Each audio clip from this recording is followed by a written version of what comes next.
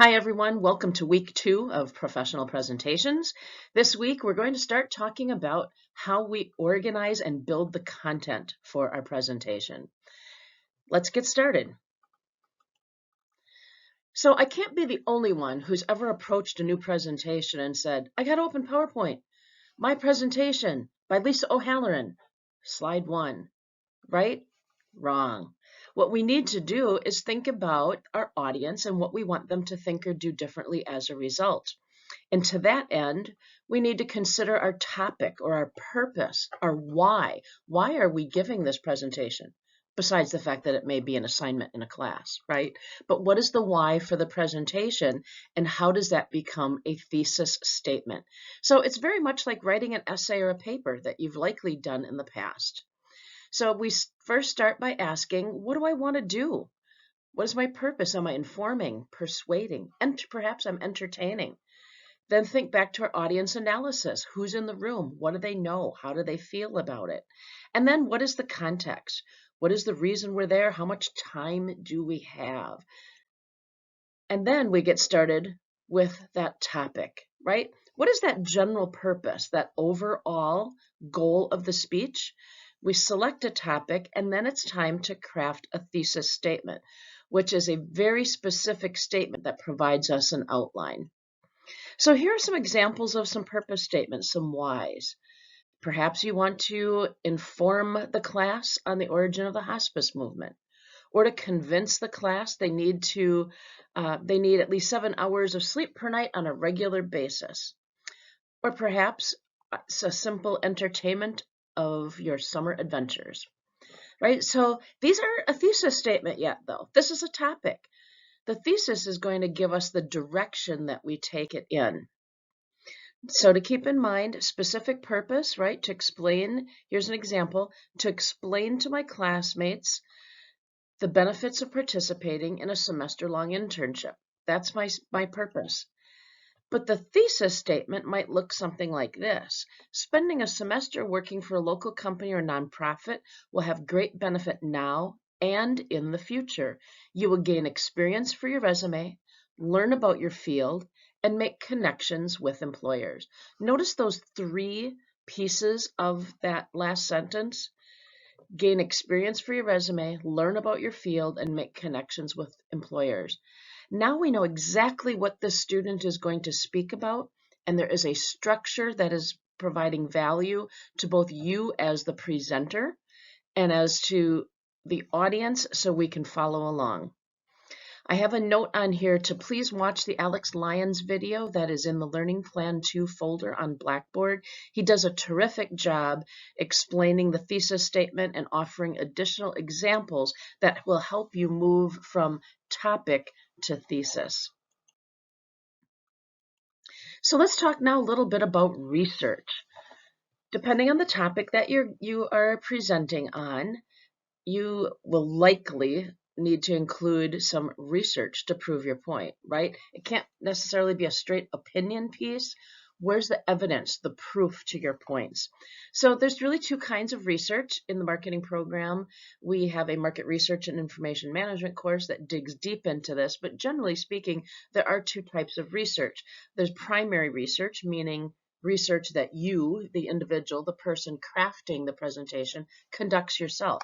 You could be interviewing someone or doing a quick survey. It might be diary or journal entries or oral histories, things of that nature, or just direct observation and experience. The other kind of research, which is more common when we're doing an essay or a paper or something like that, is secondary research. And that simply means research that was conducted by someone else. It means I didn't do it. Books, journals, websites, podcasts, right? Going to the internet, finding information. Those would be considered secondary research. So again, if you conduct this study, it's primary. If you use, for example, a magazine article about the study, then it becomes secondary. Most of the time, we're using secondary research. So just a brief note that the library has a wealth of resources for you. When you go to the libraries page on the NWTC website, there's even a live chat feature, which is pretty amazing. They can help you locate resources about your topic and help you shape your work while you're at the college.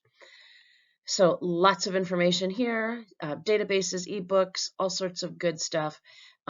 Remember, they also have resource sharing services, so they can get books from other libraries as well. So a little bit about searching on the internet. And I want you to think about this when you do work on your final presentation and you're looking for your evidence, is asking yourself first, is the information current and relative to your needs, right? Let's not pull a study from 2010 when it's 2023. What is the most current information on the topic? Ask ourselves, does it fully address the topic? Is it direct? Does it make sense? And then what is the source of the information? And ask yourself, why was the information created? So here are some search techniques. Let's make sure it's fact-checked. There's a number of high-quality websites out there, factcheck.org, politifact.com, and snopes.com. And they are independent, and they do all sorts of fact-checking. I actually use them on a regular basis when even friends or family post things on Facebook, and I don't think that's true. I go fact-check it, right? Let's make sure that it is truthful. Second is to find the original source. A lot of the information you find on the web has been gathered by someone and repackaged, if you will. When possible, find the original source on it. And then another technique is to read what others say about the source. Allsides.com and mediabiasfactcheck.com can give you some background into the legitimacy of that particular source. And of course, avoid rabbit holes, right? Take an informed path with different search terms and enter a new search if you're not finding what you expected on your first results. So what about Wikipedia? I have students ask me about that quite a bit. Keep in mind that Wikipedia is a great starting place.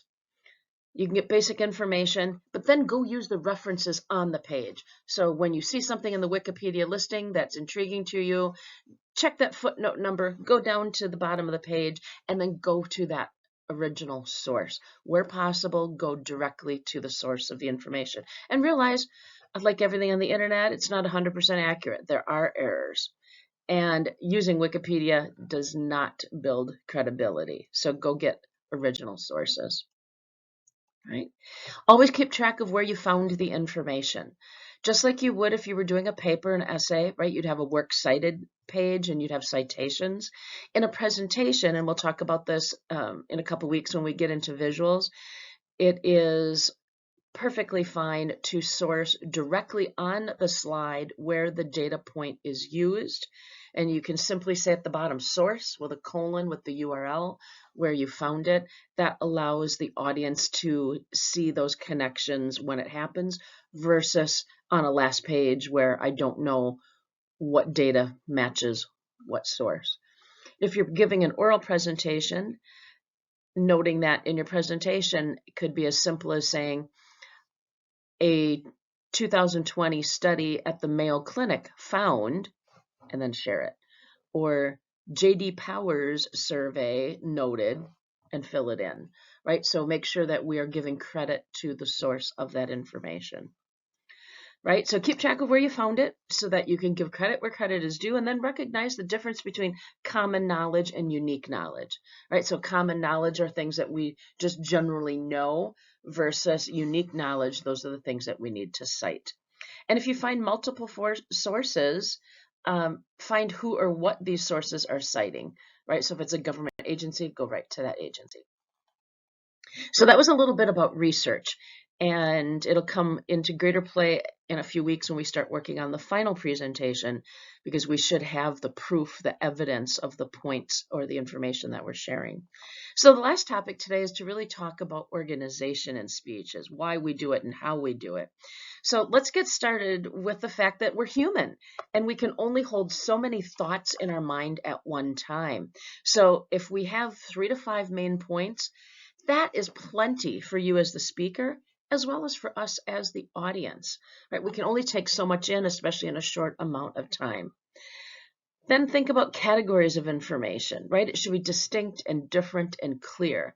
Sometimes students really struggle with having 3 specific points and they sort of blend and weave into each other, and the audience is going to get lost, and so will you. You're not going to know where that information fits best. So coming up with those 3 key areas, like in the sample we saw a few slides ago with building my resume and making connections, etc.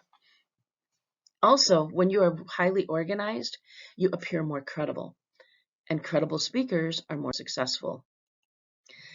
So let's think about this concept of grouping, right? Finding patterns and connections of data and research. How do they all support one another? Again, we're not opening PowerPoint and building slides right away. We're taking notes. You can use whatever technique works best for you. Personally, and you might think it's a bit old school, I love using 3x5 cards or sticky notes when I do research. And then I put each idea on a card or a sticky note so I can visually move them around. For the visual learners in the room, you might find this technique pretty darn effective. And that way you can shift them around, think about what goes together, visualize your presentation or a paper coming together. Think about the order you want to put them in, all before you start writing or developing your slides.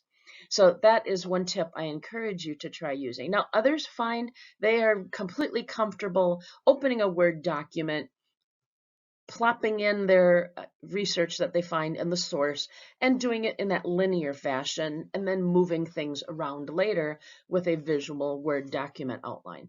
Whatever works for you, do you. Just want you to know there are different techniques out there.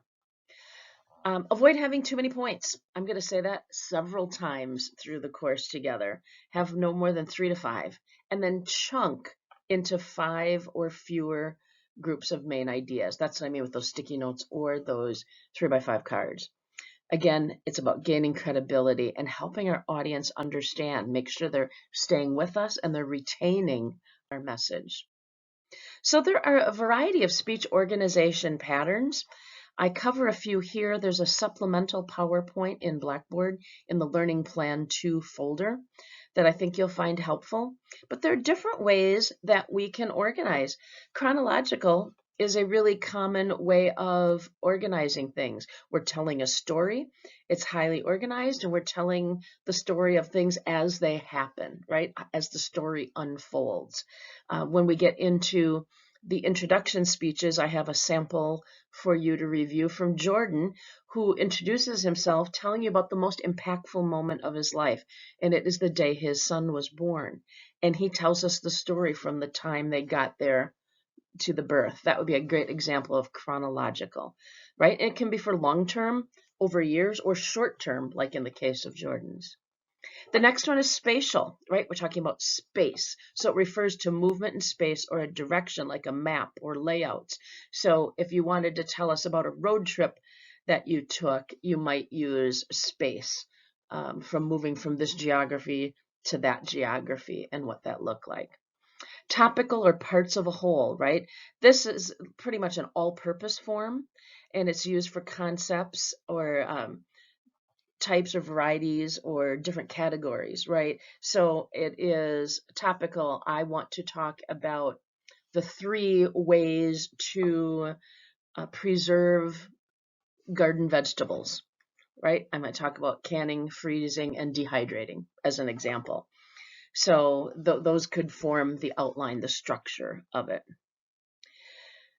The final one on this slide, cause and effect, right? That's speeches or presentations about a cause, like the origin, like what is the root of it and what is the impact on it.